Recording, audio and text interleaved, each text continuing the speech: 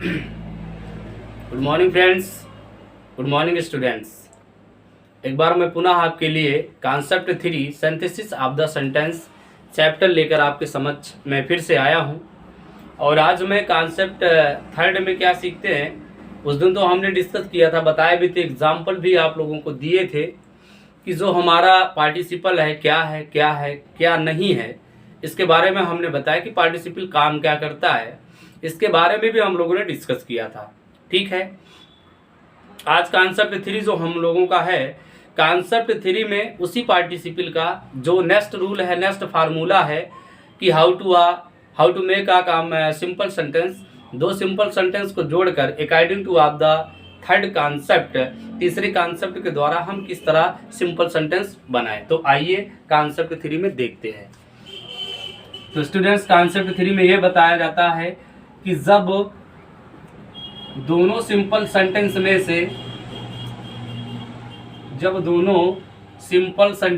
से किसी एक सिंपल सेंटेंस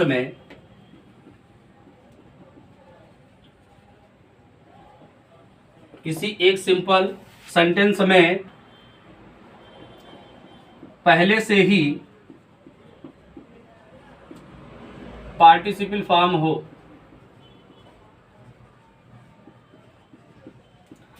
कोई वर्ब ऐसा हो जो पहले से ही अपने लास्ट वाले पार्ट में आईएनजी जोड़ा हो, तब उस कंडीशन में हम उस सेंटेंस में दूसरा पार्टिसिपल नहीं करते हैं।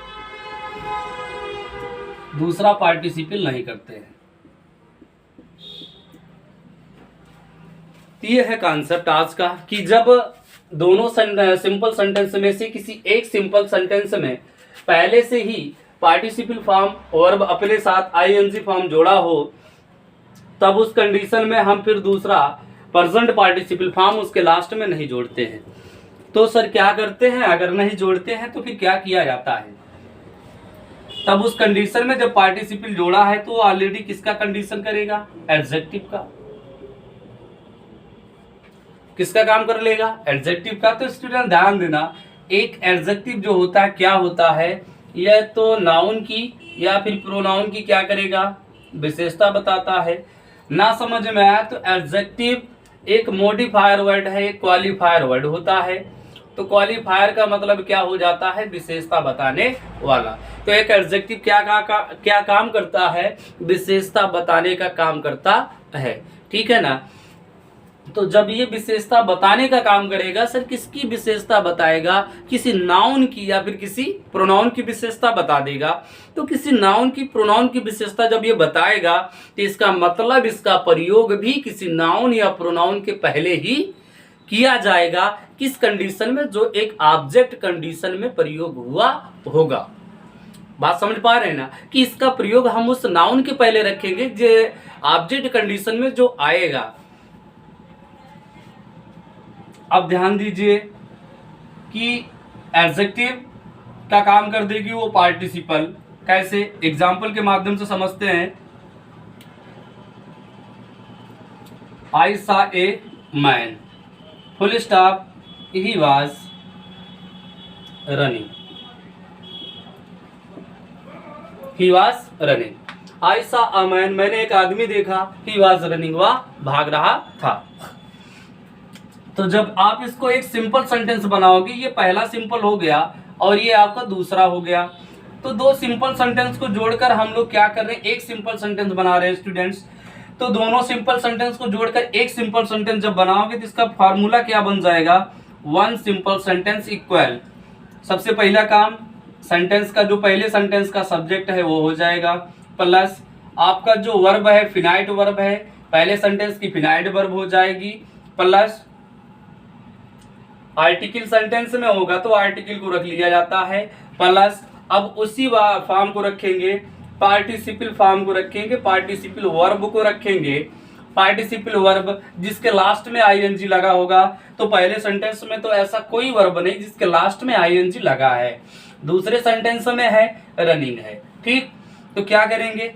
पार्टिसिपल वर्ब प्लस अब आपका जो नाउन वर्ड है उसको रख लेते हैं सेंटेंस में, कि ये आपका बन जाता है एक सिंपल सेंटेंस अकॉर्डिंग टू आप द थर्ड कॉन्सेप्ट। तो बच्चों ध्यान दीजिएगा, यहां पर हमने बताया कि पहला कॉन्सेप्ट, दूसरा कॉन्सेप्ट, ये तीसरा कॉन्सेप्ट आपके बीच में है कि अगर हमारा दोनों सिंपल सेंटेंस में से किसी एक सिंपल सेंटेंस में पहले से ही पार्टिसिपल फॉर्म का प्रयोग हो, तो उस सेंटेंस का जो हम पार्टिसिपल करते हैं, सिंपल सेंटेंस बनाते हैं, तो उसमें दूसरी बार हम जो है पार्टिसिपल कंडीशन ऐड नहीं करते, बिल्कुल ऐड नहीं करते हैं। जब उसको एक सिंपल सेंटेंस बनाया जाता है तो उसी पार्टिसिपल वर्ब को, जो कि एक एडजेक्टिव का काम कर रही है, तो उस एडजेक्टिव के काम करने वाले वर्ब को हम नाउन के पहले रख लेते हैं, लाइक एज इस फार्मूले के अकॉर्डिंग में। तो subject plus verb plus article plus participle verb plus noun. एक बात और याद रखिएगा,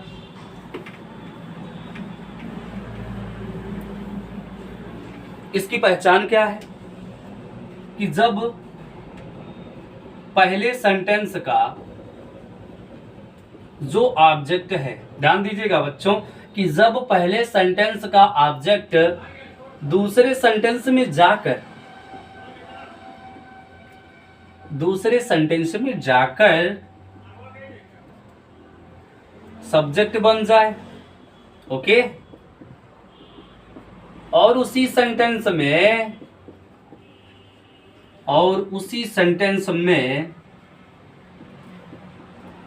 पार्टिसिपल वर्ब हो,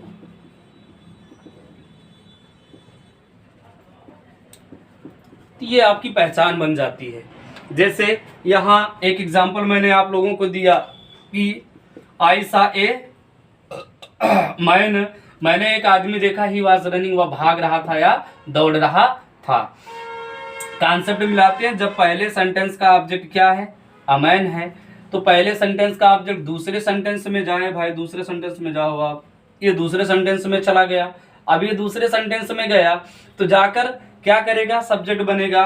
हेल्पिंग वर्ब के पहले देखो ही लगाना है, सेंटेंस की स्टार्टिंग किससे हो रही, ही से, तो क्या बन गया, सब्जेक्ट बन गया। और उसी सेंटेंस में पार्टिसिपल वर्ब हो, देखो यहाँ रनिंग पार्टिसिपल वर्ब है कि नहीं है, पार्टिसिपल वर्ब है ना, तो इसका मतलब जो फैक्ट हम लोगों ने पढ़ा बिल्कुल एकदम क्या है, करेक्ट है। तो जब फैक्ट हमारा करेक्ट है, कॉन्सेप्ट एकदम करेक्ट है, तो इसको बनाएंगे according two of this formula, तो बन जाएगा क्या, सबसे पहले क्या आएगा, सब्जेक्ट, सब्जेक्ट क्या है, आई है, उसके बाद बोला क्या, फिनाइट वर्ब क्या है, सा, आयसा, उसके बाद क्या बोला, आर्टिकल आयसा ए, ठीक है, फिर उसके बाद पार्टिसिपल वर्ब क्या है, पार्टिसिपल वर्ब रनिंग है, तो आयसा आ रनिंग मैन, मैंने एक भागते हुए व्यक्ति को देखा। एक एग्जांपल और देखते हैं,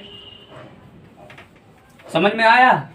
अगर ना समझ में आया हो तो बिल्कुल आप मुझसे क्वेश्चन कर लो।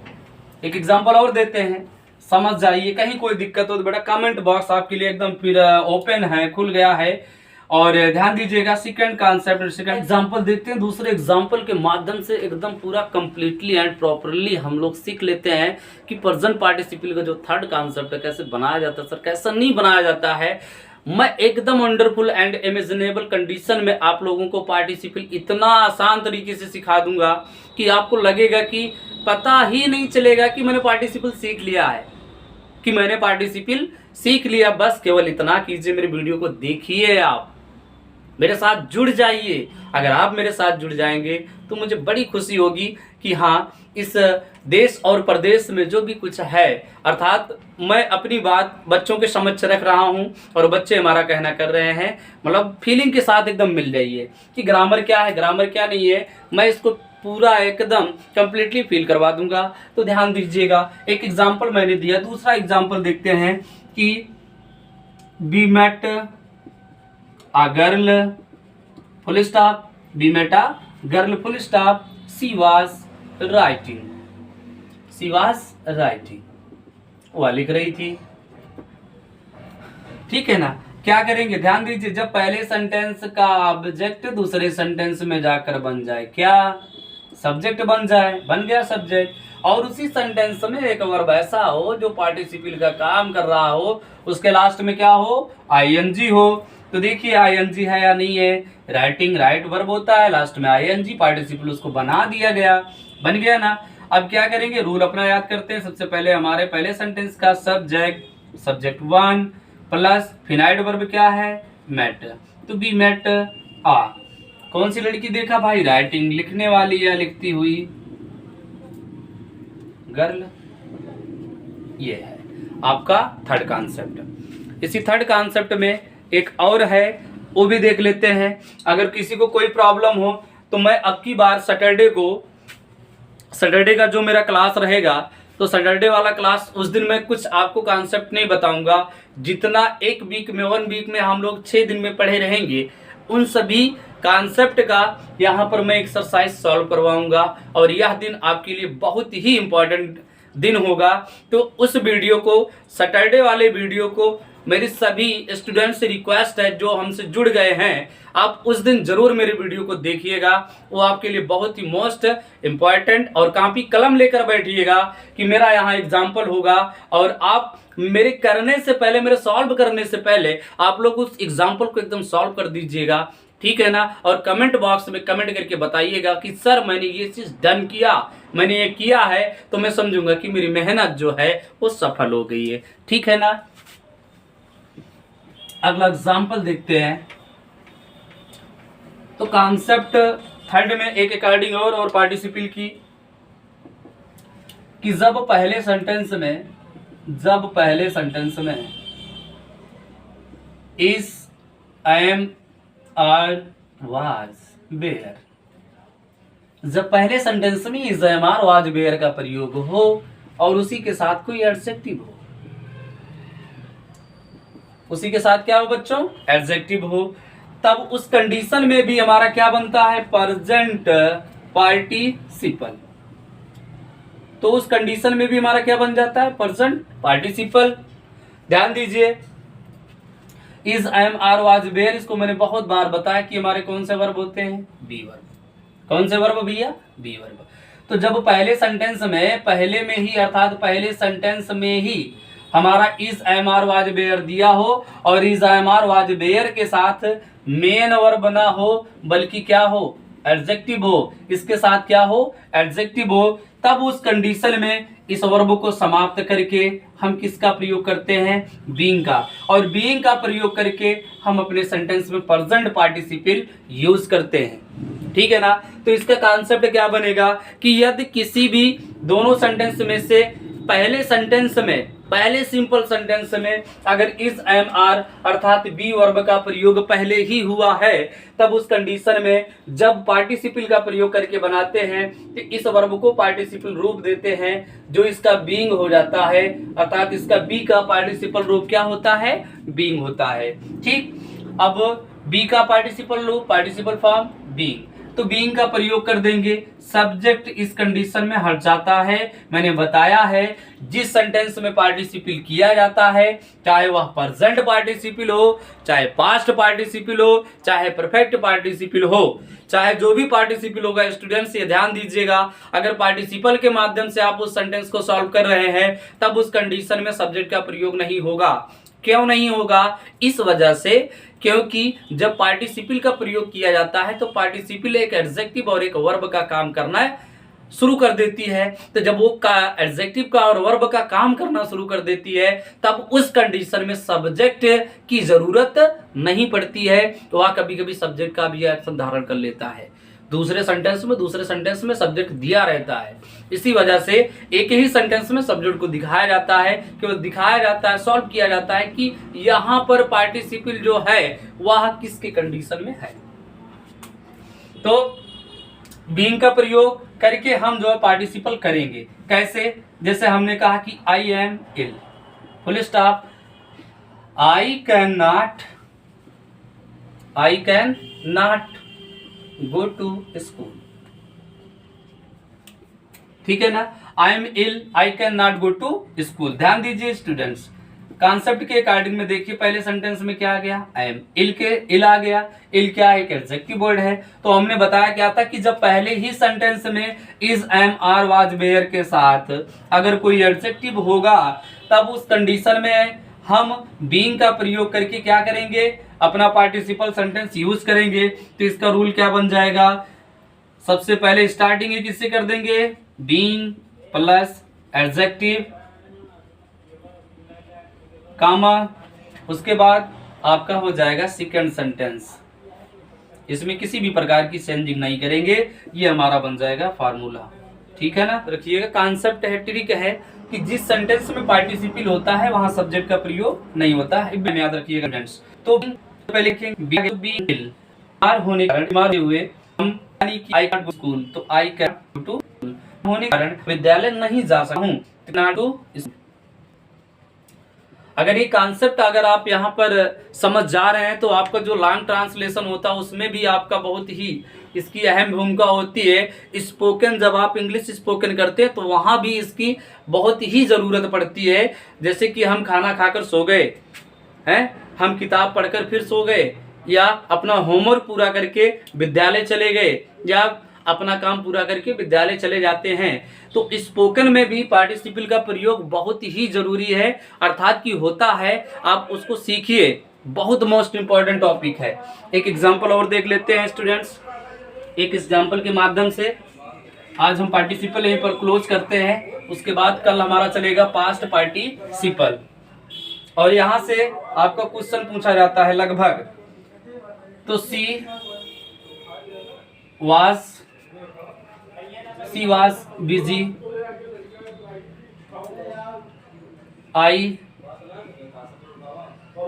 I cannot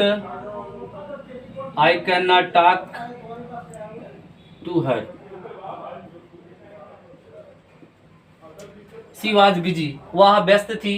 I cannot talk to her, मैं उससे बात नहीं कर सका। I could not, सॉरी, हो जाता है, गलती इंसान से होती है स्टूडेंट्स, टूलर इज ह्यूमन। तो देखिए वाज आया, उसके बाद क्या है, बिजी वर्ड है। तो ध्यान दीजिए कंडीशन क्या है, कंडीशन आपकी क्या है। सिंपल सेंटेंस में दोनों सेंटेंस का जो सब्जेक्ट है वो बिल्कुल क्या रहेगा, इक्वल रहता है, बराबर रहता है। यहाँ का सब्जेक्ट है, यहाँ का, दोनों का सब्जेक्ट एकदम इक्वल बराबर है, समान है। ध्यान क्या देना, यदि पहले सेंटेंस में ही पहले से ही is am are was were का प्रयोग हो, उसके साथ मेन वर्ब बना दिया हो, केवल क्या हो, एडजेक्टिव हो। तो बिजी मतलब व्यस्त हूँ, एडजेक्टिव अपनी क्वालिटी अपनी फीलिंग दे रहा है। इस वजह से इस पहले सेंटेंस में क्या हमारा एडजेक्टिव है, तो जहां पार्टिसिपल किया जाएगा उस सेंटेंस में बिल्कुल सब्जेक्ट का प्रयोग नहीं होगा। तो बीइंग प्लस एडजेक्टिव, तो बीइंग बिजी कामा क्या नहीं कर सकती हो, she could not talk to her. ठीक है ना, आपको समझ में आया होगा उम्मीदन। जहां कोई प्रॉब्लम हो, without any hesitation, grammar blogs by Shailesh sir channel आपके लिए बिल्कुल ओपन है। जब इच्छा हो तभी क्वेश्चन कर सकते हैं। कहीं कोई समस्या है तो बस आप अपने प्रश्न को भेजिए। कोई भी स्टूडेंट ऐसा नहीं करता है, तो मुझे उस दिन का इंतजार है कि जब आप मेरे पास प्रश्नों को भेजना शुरू कर देंगे, वह दिन मेरे लिए बहुत ही अच्छा होगा, बहुत ही स्पीशियस होगा, बहुत गुड समझूंगा। थैंक यू बेटा, आज के लिए इतना। ठीक है ना, बाय बाय।